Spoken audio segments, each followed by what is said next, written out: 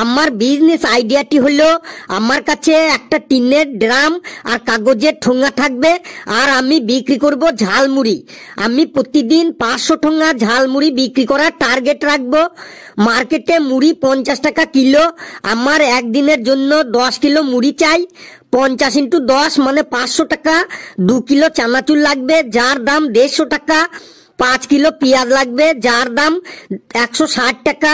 4 kilo শসা লাগবে যার দাম 240 টাকা।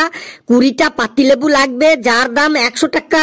1 কিলো সরষের তেল লাগবে যার দাম 130 টাকা। আর 5 কিলো কাঁচা লঙ্কা লাগবে যার দাম 300 টাকা। আর কাগজের ঠোঙা লাগবে 500 পিস যার দাম 100 টাকা।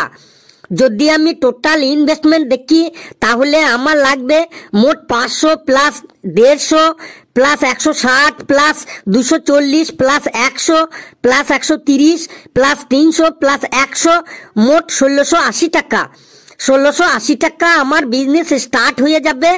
আর আমি এক ঠোঙা ঝালমুড়ি 25 টাকা করে বিক্রি করব। তাহলে 500 ঠোঙা ঝালমুড়ির দাম হবে 500 × 25 মানে 12,500 টাকা। এবার এই 12,500 থেকে যদি আমার ইনভেস্টমেন্ট বাদ দিই তাহলে হবে 12,500 মাইনাস 1680 মানে 10,820 টাকা।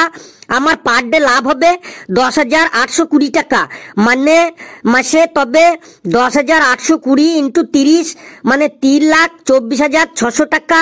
বছরে হবে 3,24,600 × 12 মানে 38,95,200 টাকা।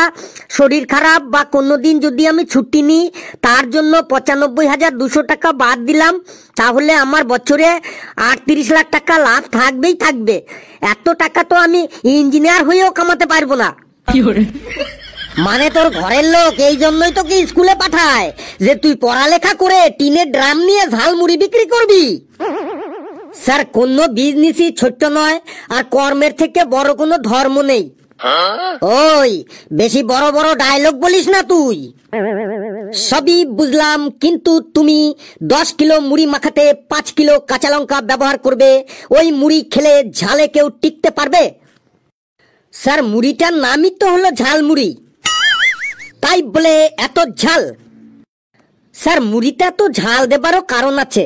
আমার ওই ঝালমুড়ির দোকানের পাশেই আমার ভাইকে চিনির শরবতের দোকান দিতে বলবো।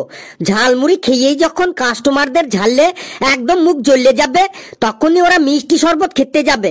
আর প্রতি গ্লাস শরবতের দাম হবে 15 টাকা। 1 গ্লাস শরবত তৈরি করতে 3 টাকার চিনি লাগবে, তাহলে প্রতি গ্লাসে 13 টাকা করে লাভ থাকবে। তাহলে 500 × 13 মানে 6,500 টাকা এই শরবত বিক্রি করে পার ডে আমার লাভ হবে। তাহলে 6,500 টাকা মানে মাসে হবে 1,95,000 টাকা, আর বছরে হবে 23,40,000 টাকা। কি সাংঘাতিক আইডিয়া রে! ওই শরবত খেয়েও যদি কাস্টমারদের মুখের ঝাল না দূর হয় তখন কি করবি? স্যার, ওই শরবত খেয়েও যদি কাস্টমারদের ঝাল না দূর হয় তাহলে আমি আমার কাকাকে ওই শরবতের দোকানের পাশেই ল্যাংচার দোকান খুলতে বলবো। ওই ল্যাংচা খেলেই ঝাল মিটে যাবে। ধরুন 100 কাস্টমারের শরবত খেয়েই ঝাল মিটে গেল, পরে রইল 400 কাস্টমার। ওই 400 কাস্টমার যদি 2টো করে ল্যাংচা খায় তাহলে একটি ল্যাংচা 10 টাকা হলে 2টো ল্যাংচা 20 টাকা। তাহলে 20 × 400 কাস্টমার মানে 8,000 টাকার ল্যাংচা বিক্রি হবে। আর 8,000 ল্যাংচা বানাতে 3,500 টাকা খরচ হইলে 5,500 টাকা পার ডে লাভ হবে। তাহলে এবার আপনি মাসের আর বছরের হিসাবটা করে নিন। তারপর এমন একদিন আসবে তখন আমি শুধু দিনে বসে বসে শুধু মেশিনে টাকাই গুনবো। এদের বিজনেসের আইডিয়া শুনে আমার নিজের বিজনেসের কথাই ভুলে গেছি। চলুন তাড়াতাড়ি এখান থেকে কেটে পড়ি, না হলে এরা আমাদেরকে একদম পাগল করে ছাড়বে।